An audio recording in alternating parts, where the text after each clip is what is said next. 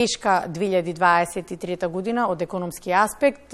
Некако се чини дека и покрај таквата година се најдоа напори и од општините, но и од градовите. Сепак, некој предновогодишниот дух да се разбуди кај сите имаме украсување, но и во метрополата. Од вчера веќе е поставено дел од украсувањето. Денеска градските власти информираат дека треба комплетно да биде украсен градот, па доколку имате можност, викендов прошетете и почувствувате таа новогодишна магија. Кога сме на економски аспект, кога зборуваме за економијата и за тоа колку навистина беше за сите, особено оваа 2023 тешка година, ја завршуваме така, се надеваме сите на една подобра 2024, а стручната фила ќе биде во првиот ред прашана и на конференцијата која што ќе ја најавиме со мојот гостин, професор доктор Синиша Наумовски.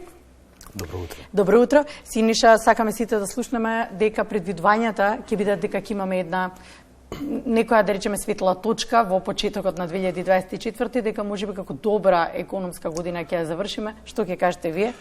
И како што кажавте и вие во најавата, 2023 беше тешка година и во поглед на инфлаторните движења, и во поглед на растот на економијата, не само кај нас, туку и глобално.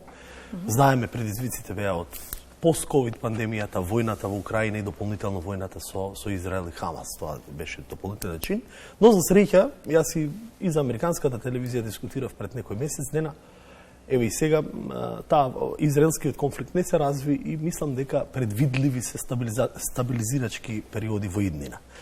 Како што и најавивте во контекст на конференцијата, ние правиме како образовна институција германска со стопанската германска комора или делегацијата на германското стопанство, токму сега една тема или настан која што ги прави симбиоза од банкарските стручњаци, значи долгогодишни банкарски стручњаци, германската стопанска комора, владините менаџери на економски ресори и предприемачите како битна алка во контекст каква ќе биде 2024.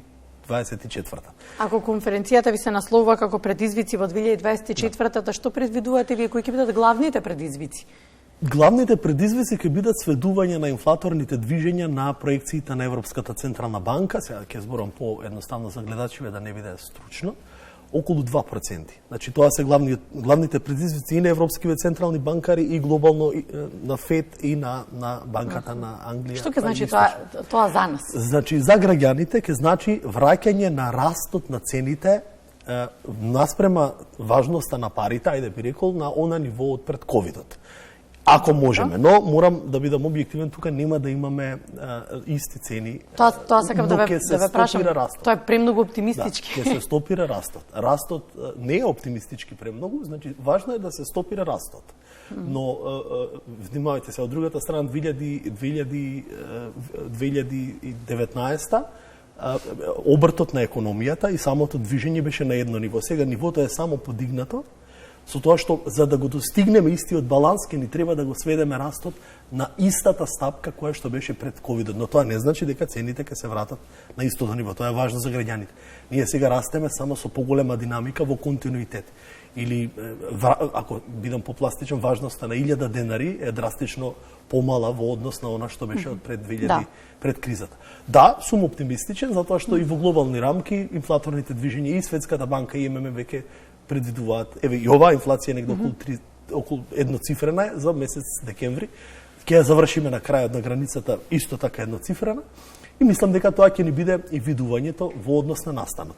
Она што сакам да го слушне стручната јавност е коментарот помеѓу германската економија. За нас тоа треба да биде можеби поголемиот фокус, а германската економија бележеше рецесиони периоди години назад. Месеци назад. Во Германија имаат избори за Европарламентот, наредната година има избори за Бундестагот и таму има исто така промени во однос на одредени трендови кои што се можеби и загрижувачки за најголемите две чинители во германската политика. И тоа треба внимателно да се следи. Но она што е важно за македонските граѓани и македонската економија е тоа што секогаш сме имале суфицитарна размена со германската економија. Вие погледнете ги само фабриките кои ги имаме во зоните и надвор од Да. нив, преку 70% се од Република Сојузна Германија.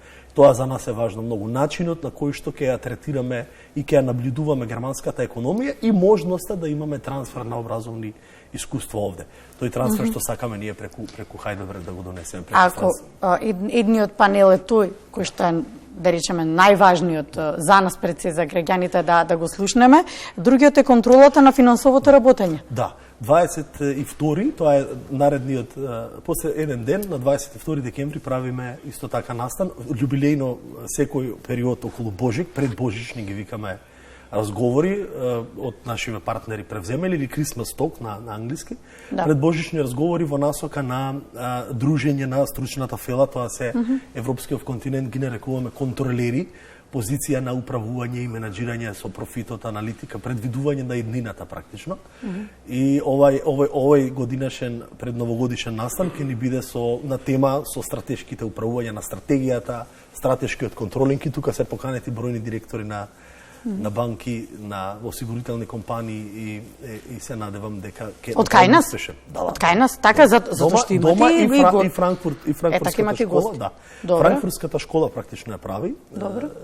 И ние како институција сме шејхолдери од Хајделберг, значи странци од Хајделберг и од Франкфурт, со тоа што е една мешовита организација и мешовит настан германско-македонски го отвара Франкфуртската школа за таа еден престижен универзитет во Франкфурт за креирање на финансисти, и ние го движиме во делот во нашиве панели, ќе ни биде разговорот со домашни стручњаци. Исто така ќе биде подкрепен и од Ротари клубот Вардар, каде што имаме чести дружење и ќе го направиме на еден начин и настан за ротаријанска дружба и од друга страна настан за стручна фела. Па добро, одлична можност да се разменат мислења, пракса, се разбира. Она што за нас е важно на наше тло, што ние можеме како заклучок очекуван да извадиме од таа конференција? Заклучокот ќе биде да се слушне мислењето и од првиот ден и од вториот ден на стручната фела. Да видиме